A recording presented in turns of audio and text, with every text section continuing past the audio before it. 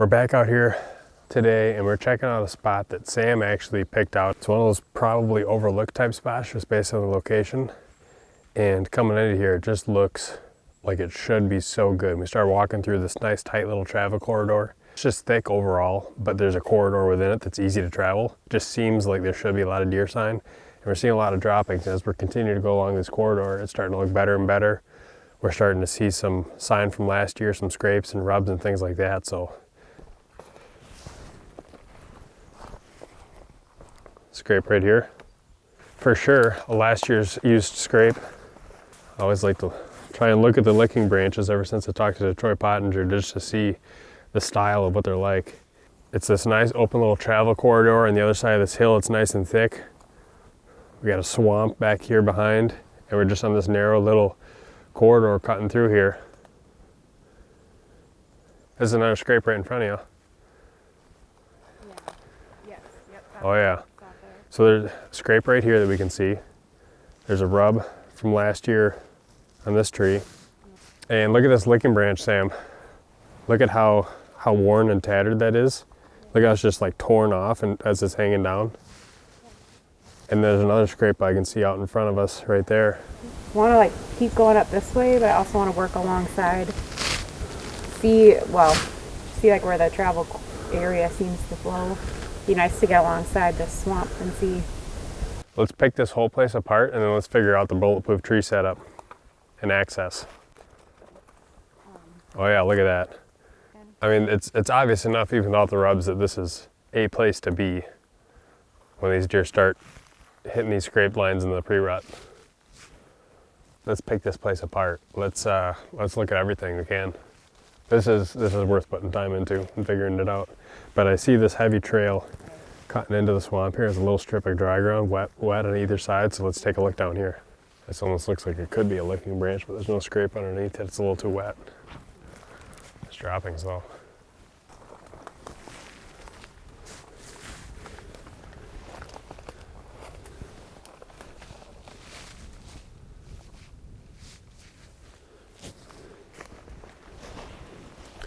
This looks like pretty clearly a bed right here.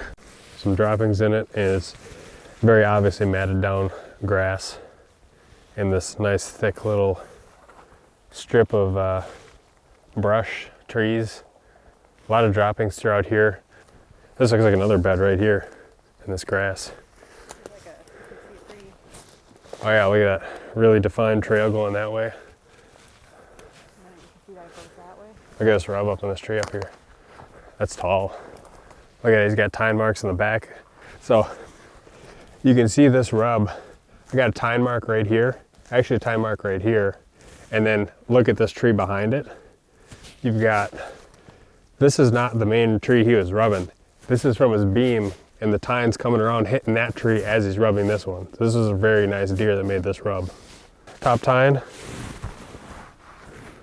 That's a good sized rub for sure. And then right back here, we got another rub. Tine marks up to right here. Let's start by going this way and then we'll come back and hit this. Because we want to end up coming back to that other stuff anyway. This stuff is hard to get into with the clean access.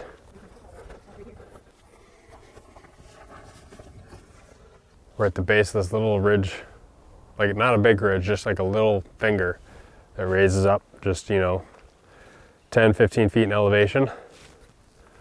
But we got a lot of deer sign down here in this little corridor. I'm peeking up there just to see if I see any rubs. Oh, a guy scrape in front of you.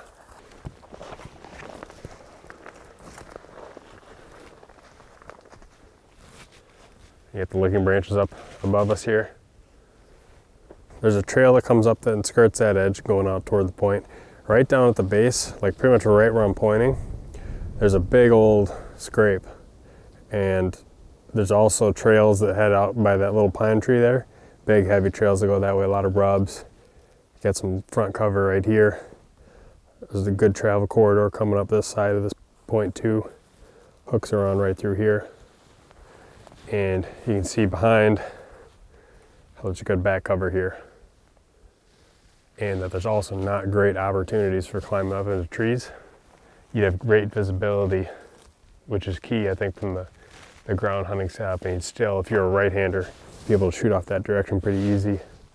Lefty, you got a lane down there, right up to the spine of the ridge here. Big old root ball, and there's a tree that's suitable behind it. See that pine tree's rubbed up. That'd definitely be a suitable tree. It kind of leans back away from the tip of the point a little bit. But the likely direction of the travel is coming right pretty much where I just walked. So I honestly almost think like a ground setup, again, like at the top of that ridge, for someone like Sam might be ideal.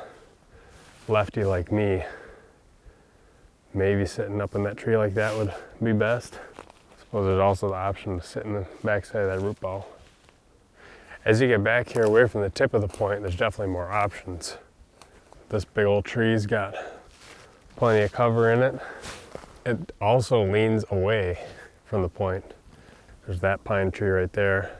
Lots of historical rubs coming up through here. A lot of them I can see. There's that tree right back there. That'd be a good one for a lefty. Clear that there's kind of like two trails. We got another pretty good sized rub here from last year, nice and tall, and we got some tine marks on that tree that's behind it. For me? Yeah, that'd be the better side. Assuming the deer is coming from this direction, which is our expectation, all the bedding and stuff's down there. So I think they're gonna come from this direction. We're gonna access from back behind us.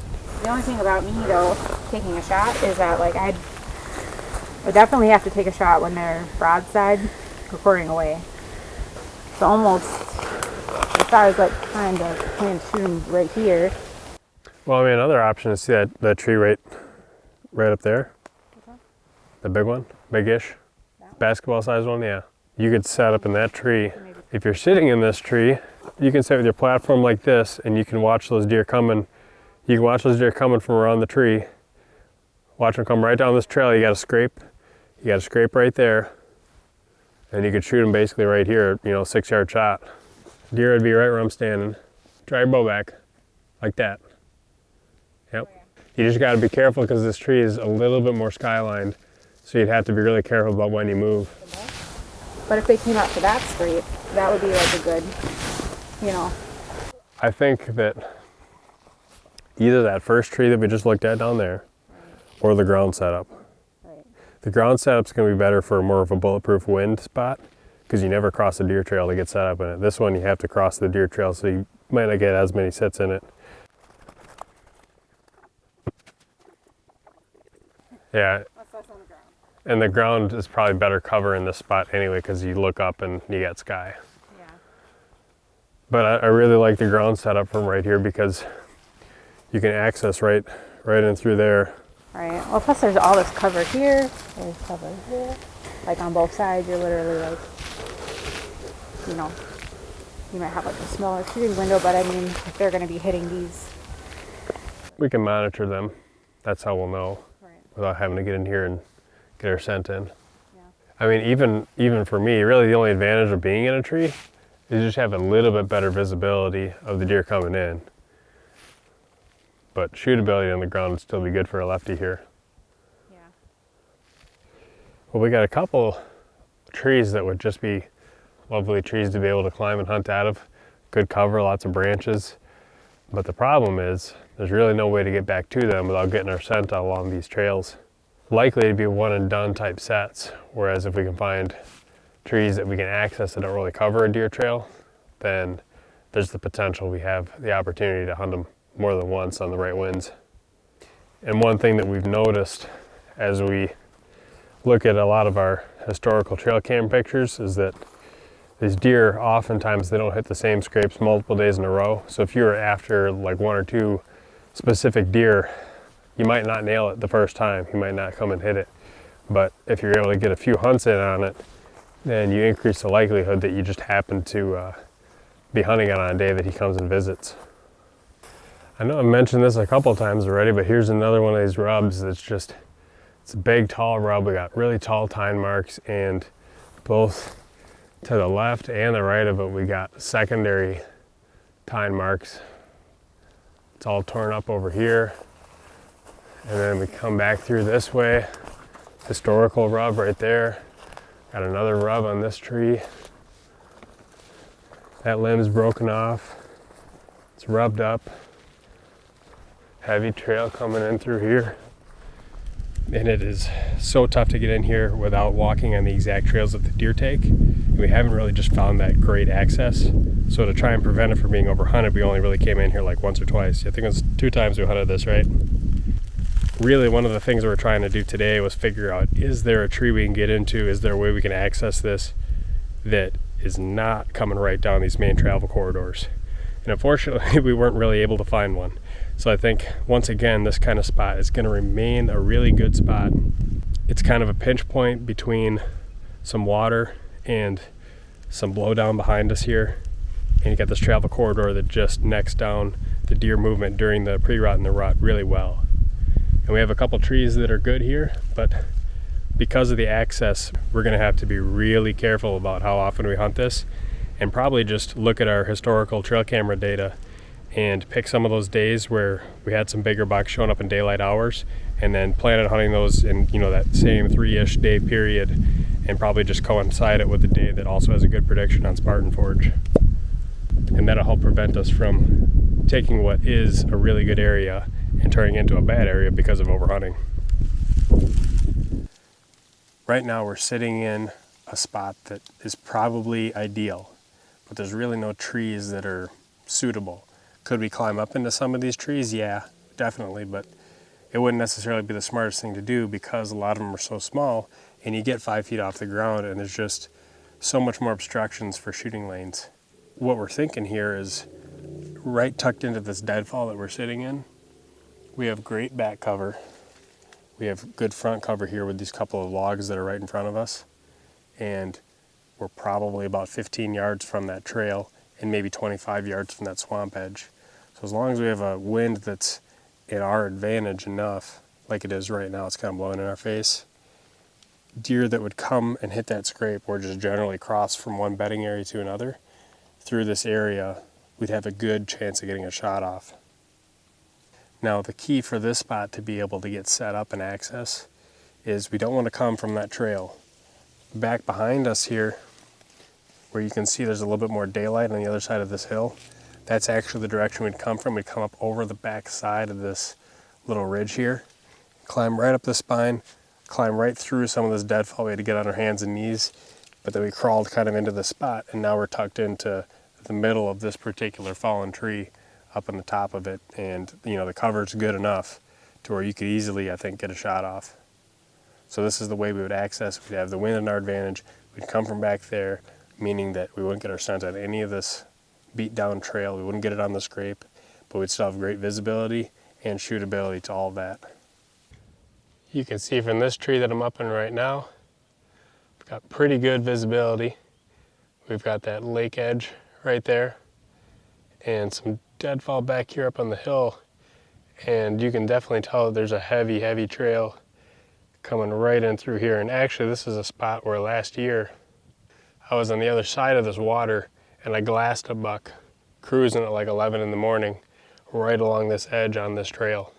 So I knew when that happened I needed to be able to find a tree over here to be able to hunt this. This tree that I'm in is a little bit skylined, but I definitely have clear shootability across this entire little swath of land that these deer would be cruising through. There's some big old rubs right up in there where those deer cruise through, and where I'd access would actually be through all this kind of mess of logs and deadfall back here. So again, I'm accessing from here with a wind direction that's going to be safe enough for me to be able to come in, get set up in this tree, and then the deer that are cruising through here won't be walking over my access trail when they travel along through this little corridor. This is a really good early November type spot where you're looking for bucks that are just cruising. I guess late November too. I mean, usually that coincides with the rifle season, but in terms of the tail end of the rut where you get some of those little bit older bucks that start getting off a does and they start traveling a little bit more, a little bit later in November, could be good for that too. So this is definitely one of those spots I could hunt multiple times. The deer going through this are cruising. It's during the rut. You could get some fresh deer that hadn't been able to tell that you're hunting this place multiple times, and the access is pretty clean. If I had to walk across this trail at any point to get set up in this tree, then it would definitely be less ideal of an access and I wouldn't hunt it as much. But this could be one of those spots where if I don't have something else that I feel like is better, some hot scrape, or maybe there's a bed hunt that's setting up perfectly and it's that time frame and I have a safe wind for this, then certainly I'd come in, access from that backside here and be able to set up in this tree. The one thing I'm not a huge fan of on this tree is that the cover isn't great in it.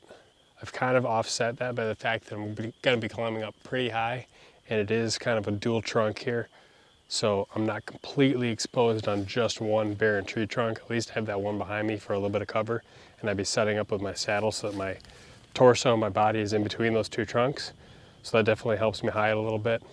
There are a couple trees in here that we found that would offer a lot better cover, but just not quite that shootability that I'd really need to be able to effectively cover that particular trail.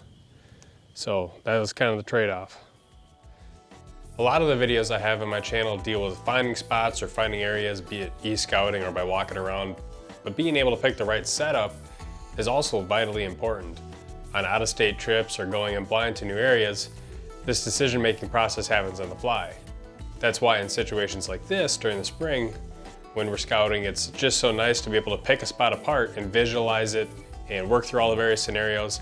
How much movement is required to shoot a certain spot as either a left or a right-handed person? How high would I need to climb? Will I be skylit? Perhaps late season, but maybe not early season. Is the cover better on the ground than elevated? Can I access it without crossing any deer trails, preferably through water or some type of other less desirable obstacle? What will the thermals do when the wind dies? And in our case, how would we set up a second person as a filmer if needed? If it's legal to trim shooting lanes, it's a great time of year to do that work. I can say that last season, hunting these areas, we were sort of learning as we went. But now, after picking apart some of the better, more secluded scrape areas or pinch points, along with planning entry and exit routes, our confidence is so much higher this year. Because now, if we see signs show up adjacent to some of that bedding during the season, or perhaps we have trail camera evidence that looks promising, there's simply not as much guesswork. So I hope this video has helped shed some light on what the decision-making process looks like when we're trying to pick some specific setup spots during the spring. If you have any questions, shoot them down in the comments below, and thanks for watching.